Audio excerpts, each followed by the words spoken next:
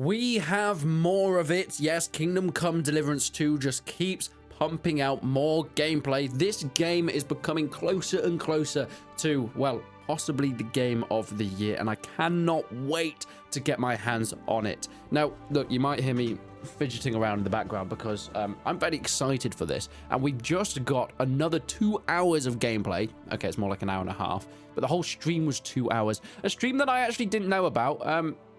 Once again, don't know what's going on there. However, it's very, very exciting, everything that we've been shown. So we're going to dive straight into it. And we start off with some of the story missions as well. Now, as far as I know, there wasn't any huge spoilers. There's a little bit of hints at what's going to happen within the game itself, but an amazing cutscene of Henry and Hans that are flopping into this old woman's place. Henry is badly injured, almost on the verge of death. And then, well, somebody comes in behind and, well, it all ensues. Now, this is a really, really nice touch here. I think that definitely the cinematics look absolutely gorgeous. They've been completely overhauled since the first game. And I think Toby, the community manager who's showing this off, also mentions this as well, because the game looks so much better than the first one. Especially when you put them side by side, you can really, really tell how much better KCD 2 looks as well. So the current phase of this build is still in heavy polishing and bug fixing, but this is more of an earlier version, so there are some bugs that we see throughout this. But that aside, there is still so much to take and to glean from this version of KCD2, because it's not too long before it starts to come out. I mean, I think it's coming in February, so we're actually not waiting for more than a couple more months. But continuing the story, it is designed for both new players and those continuing from KCD1, and we can kind of see, well, how this is implemented. We can see on the screen that because of Henry took this tumble off a cliff, also hinted in an earlier mission, a lot of his skills were reset. He is very injured and he has to start learning things again. Now, he will have some basic combat skills, some charisma, that sort of stuff, but a lot of the stuff that we learned from KCD1 is kind of being nerfed a little bit as well. And as we know, the rest of the world is going to be a little bit more intense to play around with. So even if we have better combat skills than the first game, everybody we're fighting against is going to be better as well, balancing it out somewhat. So we do know that's how they're going about the whole resetting the skill tree for new players. It takes place in 1403, shortly after the events of Kingdom Come Deliverance 1, but there's no need to play the first game if you haven't already. It will probably help to get to know the characters, but in terms of the story itself, it's completely standalone, with some through lines from the first game.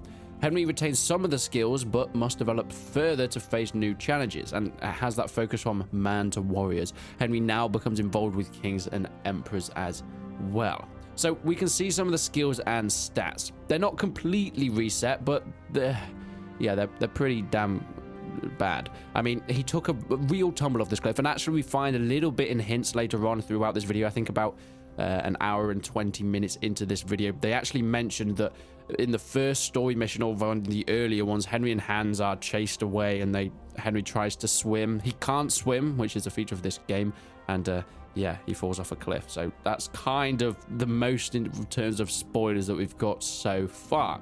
That's kind of a given, though, the fact that Henry and Hans are going to be getting into some issues and they're being chased down by some rogues. There's a new skill tree that's fully usable. Of course, we've got pole arms, which is a new skill that's coming into the game, and enhanced unarmed combat with disarming moves, something that we didn't see within the first game. Marksmanship now has more perks and more impactful skills as well. One of the cool things that we've seen is when we're looking around this woman's little hut, there's things like marksman kits, there's also like healer's kits and tailor's kits, things that we're going to be able to use later on, something that the first game didn't really delve into too much. So we're going to be able to fix our clothes, we're going to be able to patch up our armor on the go instead of having to go to a blacksmith or a tailor, so on and so forth, or maybe even just selling and repairing our stuff. But this all is paying attention to how we look, and of course staying a presentable way is incredibly important to Henry as a character, because it's going to buff your skills. It's going to make sure that people are more likely to listen to you. They could be intimidated if you've got better and cleaner armor, or even a bigger sword. And of course, the dirtier you are, the less serious they're going to take you as well. So that all comes into play with it.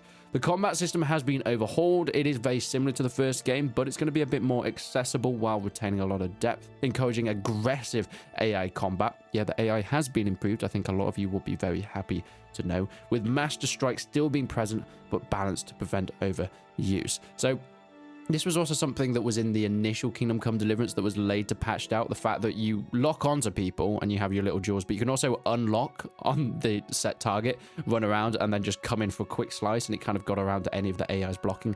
Of course, that was patched in the first Kingdom Come Deliverance, and that won't be within this game as well. We can see more of the inventory. We've got complete equipment management, everything down from your underwear up to full armor, and you have undergarments, you have tunics, you have cloaks, you have woolly jumpers, you have chainmail, you have plate armor, and there's so many different layers that all have their own different effects. Of course, the more layers you have, the louder you're going to be. So if you want to play a sneaky, stealthy character, as we'll get onto, which you can, that's also going to be important to pay attention to. Now, this will also be an effect with the AI and the NPCs around the world. You can take any bit of clothing off them you can. Of course, it's probably your best idea to knock them out first. But if they're lying on the floor and you see, oh, they've got nice boots, you can just take that off them. You can wear them around, but if they then wake up or there's someone they know sees you, they'll be like, hey, mate, there are boots, give them back. Or you can sell them, but make sure you don't sell them too close to where that guy's mates are. Otherwise, you'll become suspicious if you start selling, well, his best boots to his best mate.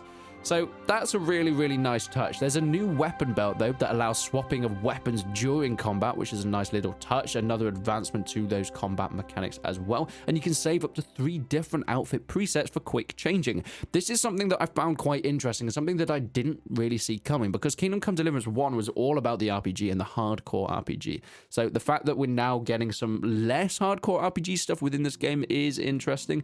I mean, I think it's probably going to be a good thing, since finding that balance between the hardcore RPG fans and, well, the people that actually just want to have fun is going to be really important to get, and hopefully they're leaning a little bit more in between within the second game as it becomes a bit more mainstream and accessible. Now, speaking on that sort of RPG hardcore style, the Savior Schnapps will be coming back, which is a potion that you need to be able to find in order to save your game. Now, you can also sleep in order to save the game, or if you want to do it in between missions, you've got to find this Savior Schnapps. And this brings us on sort of the alchemy and crafting. There is a refined alchemy system with smoother animations and more useful potions. Now, potions can have various qualities affecting their effectiveness, as you might expect. Of course, depending on how good you are, depends on how long they will last. Whether it's a positive thing, like, I don't know, strength or being able to see in the dark. I don't necessarily know if they're the exact potions, or poison potions like nightshade and things in order to kill or even knock people out. So there are options that you can delve into as well. Of course, you can get drunk within the game, and if you drink too much, you will be unconscious. Now, the funny thing that they mentioned is if you fall unconscious in an area where people don't really like you, or it's a bit of a dodgy area of the map, you can wake up and there'll be people just wearing your clothes because they will have nicked them, or maybe you've lost some of your more expensive jewelry or your coins because whilst you're unconscious on the floor, the NPCs will rob you if they don't particularly like you. A nice little touch, but something really to pay out for. There's an introduction, though, of blacksmithing, and we know that that's been coming for quite some time. I mean, Henry is a blacksmith, and we've never been able to do any proper blacksmithing with him, other than kind of sharpening our sword on a grindstone. But there's an extensive little mini game for blacksmithing that's going to be within the game, and very similar to the alchemy mini game that we saw in the first title. Now, let's talk about the world as well, because it's going to be incredibly immersive. It already looks gorgeous, and the vast terrain. Now, this is actually a showcase of Kingdom Come Deliverance second map. So we saw the first map in the last bit of gameplay that's mostly based within the city, but this is the second map, which actually is going to be the first map that you play with, this first portion of the story before we get to Kutnahora and go into the salt mining city. But this first map here feels a lot like the first title, very lush green fields, of course, forests, lakes, rivers, and whilst it does look more gorgeous in terms of its fidelity and of course the shadows and things like that, it does feel quite similar and part of that same world, because, well, it is. The game world reacts dynamically to players' actions and your appearances, as we've already mentioned. NPCs will comment on your cleanliness, your attire, and your actions, of course, with a reputation system that's been overhauled to reflect interactions with different factions and individuals. Now, something I did actually forget to mention is at the start of this little bit of gameplay, we can see Henry praying for hands to, well, get better because of the issues that he's had. Issues in terms of he's been stabbed a few times. And actually, it was mentioned that you can go to different shrines or, well, different areas and pray to God. And if you do this more, your scholarship levels and some of your other levels will go up. And if you don't, well, you're a bad boy Christian and you don't get any of those buffs. So there's also kind of a smaller religion aspect within it as well. But going back into this map, there's a new photo mode, which is allowing you to take some gorgeous in-game screenshots. And photo mode actually introduces one of the coolest little details that I've never seen being implemented in a game before. Now, you might think, okay, so we can have this photo mode that's locked onto Henry and we can go around. Now, you can't go through walls. It's not a no-clip thing. It does adhere to physics. But surely in the stealth portions of the game, you can use that to your advantage, right? Well, no, because they've added it in when you go out of photo mode. Well, Henry makes a comment, and that comment is him speaking in the game itself. It's almost like a diegetic thing. So essentially, if you're playing in a stealth mode and you go into a photo to look round a corner, you then go out of photo mode, Henry comments, "Oh, wow, what of you?"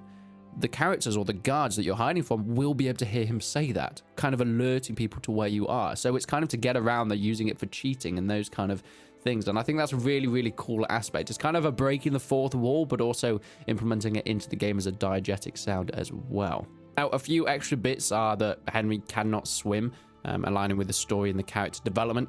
Of course, especially when he's wearing heavy armor, it's just not going to be possible. There are moments in missions where you can get into issues with water, and that will kind of play along with it. Henry just doesn't like water. We get it.